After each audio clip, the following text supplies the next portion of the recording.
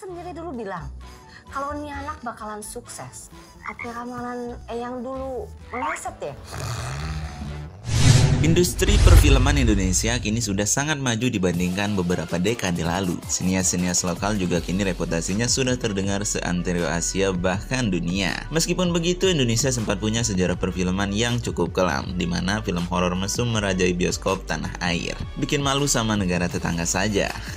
Dalam video kali ini, Alizwell akan mengulas mengenai beberapa film Indonesia terburuk dari segi penjualan, jumlah penonton, dan plot yang sampah abis. Nggak cuma film horor mesum saja, dalam video kali ini ada juga loh film yang digarap secara serius dan berbudget mahal, tapi hasilnya malah abal-abal. Penasaran dengan film-film yang Alizwell maksud? Kalau begitu simak pembahasannya berikut ini.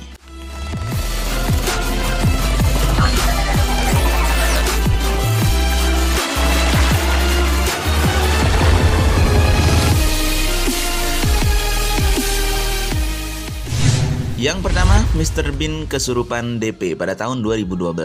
Nah, coba lihat judulnya. Dari judulnya saja, Alizwell sudah bisa menyimpulkan kalau Mr. Bean Kesurupan DP merupakan film yang abal-abal. Persis seperti film produksi K2K Production lainnya. Film ini bercerita sepasang suami istri dan sepasang kekasih yang mati kemudian bergabung ke asrama pocong. Di sana mereka mengikuti perlombaan dengan hadiah pergi keluar asrama. Selain ceritanya yang sampah, film ini juga mengaku mendatangkan Mr. Bean.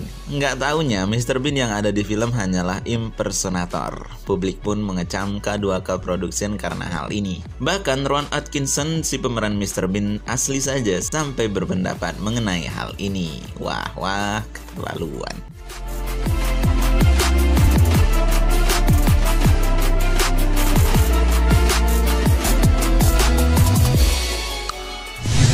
Yang kedua, Rafathar pada tahun 2017. Kalau kamu pengen tahu contoh film yang dibuat dengan sangat ambisius tetapi hasilnya buruk, kamu bisa lihat film Rafathar produksi Raffi Ahmad loh guys. Film yang dibintangi oleh Rafathar, anak Raffi Ahmad tersebut menghabiskan budget hingga 17 miliar rupiah demi menghasilkan kualitas CGI secara Hollywood. Hasilnya, ya nggak jauh beda sih sama elang raksasa di sinetron laga. Yang parahnya lagi, di film ini hanya disaksikan oleh 450.000 orang penonton saja di Indonesia alias rugi bandar. Bayangkan saja, film ini hanya mendapatkan rating 1,4 dari 10 di IMDb. Kacau banget dah.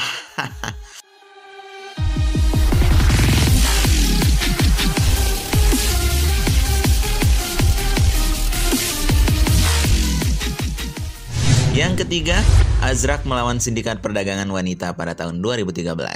Pernah nggak kamu nonton film The Room karya Tommy Wiseau? Ya, film tersebut memang jelek banget, namun kejelekannya tersebut malah bikin The Room mendapat status film kultus. Azrak melawan Sindikat Perdagangan Wanita ini bisa dibilang adalah The Room-nya Indonesia. Saking buruknya, film ini bikin orang penasaran untuk nonton loh. Film ini ditulis, diproduksi, dan dibintangnya sendiri oleh Gatot Brajamusti. Jadi terserah dia sih mau bikin film seperti apa. Dan sampai kini, film Azrak sulit banget kita temui di situs-situs tontonan film.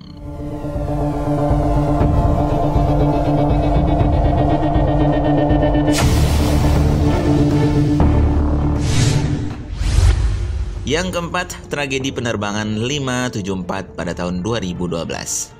Ketika pertama kali membaca judul yang dirilis pada tahun 2012 lalu ini, Alizwell kira film ini bakal menceritakan secara detail mengenai kasus kecelakaan pesawat beneran yang terjadi pada 2007 silam. Nggak taunya, tragedi penerbangan 574 cuma memanfaatkan musibah tersebut sebagai latar dari cerita. Film horor ini bercerita tentang sekelompok pemuda yang diteror hantu di dalam pesawat. Teror tersebut menyebabkan pesawat jatuh dan nggak ada korban yang selamat. Wah. Film ini menimbulkan kontroversi karena dianggap nggak sensitif dan berempati dengan keluarga korban.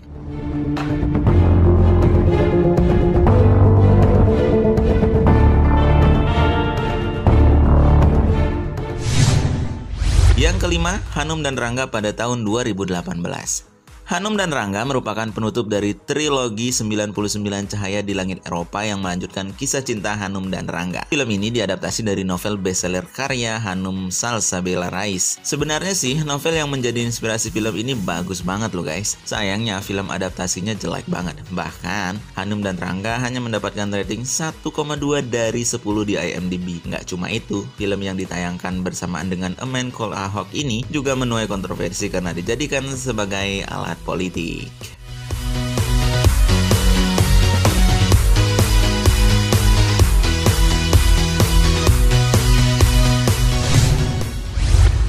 Yang keenam, Pembalasan Ratu Pantai Selatan pada tahun 1988.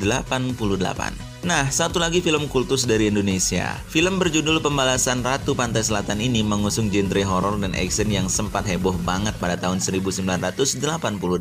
Film dengan judul internasional Lady Terminator ini menggunakan banyak aktor luar negeri. Film horor dengan bumbu seks yang kental ala 80-an ini justru malah dilarang tayang di Indonesia. Anehnya, film ini cukup laris di luar negeri, terutama Amerika Serikat. Mungkin orang tertipu karena judulnya yang mirip dengan film Arnold Schwarzenegger itu kali ya. I close both blinds and turn away. Yang terakhir, Benjamin Biangkerok pada tahun 2018. Iya, film terakhir dalam daftar ini adalah Benjamin Biangkerok. Film yang dibintangi oleh Reza Rahardian ini digarap oleh Falcon Pictures dengan menggabungkan beberapa film Benjamin Sueb menjadi satu universe. Reza Rahardian memerankan Pengki, karakter yang 46 tahun lalu diperankan secara gemilang oleh legenda perfilman Indonesia yaitu Benjamin Sueb. Sayangnya, film ini jelek banget guys. Forum masyarakat Betawi menilai Falcon Pictures mencoreng nama besar seorang Benjamin. Mereka pun menuntut Falcon Pictures untuk menghilangkan nama Benjamin pada film ini.